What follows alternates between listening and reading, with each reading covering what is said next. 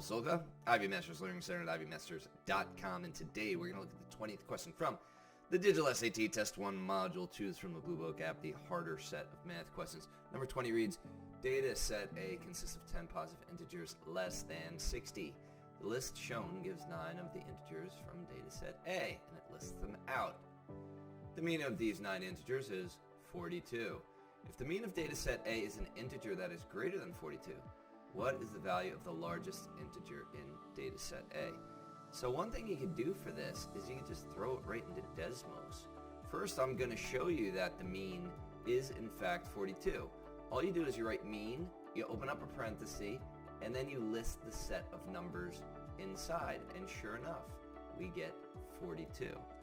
Now, following the question, there is a variable here. What you could do is you could just Control-C, copy this, Control-V, paste it, and then you could put an X in as well. Okay? And now what we're going to do is we're going to set it equal to, instead of 42, we'll set it equal to 43. Enter. And now you might be like, yeah, what did that do? I don't have anything. Just zoom out. Be patient. Zoom out. Look, we got a line over here. That line is at,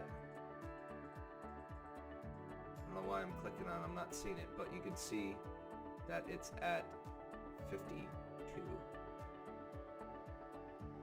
Alright, I could do the same thing. I could copy it, I could paste it, and I could set it equal to 44.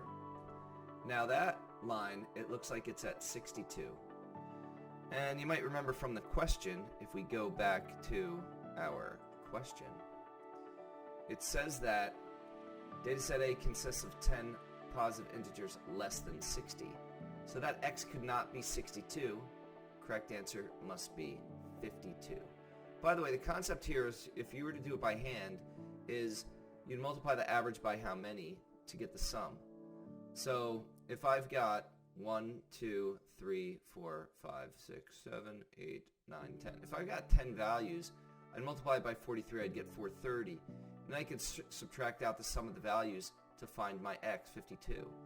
Likewise here, if I multiplied 10 times 44, I'd get 440. If I subtract out the sum of the numbered values, I would get my X, which would be 52. So the correct answer you'd bubble in here is 52.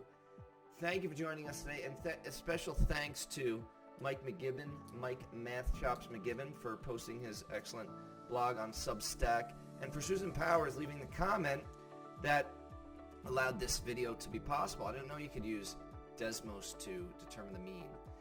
And thank you for joining us today. If you like this video, click like. You could share it with someone who has difficulty with these mean types of questions, doesn't know that rule. If there's any question you'd like to see answered from any official PSAT or SAT or ACT, leave that in the comments. I'd be happy to shoot a video on it. Click subscribe so you don't miss anything, and check out that 1-minute video on TikTok.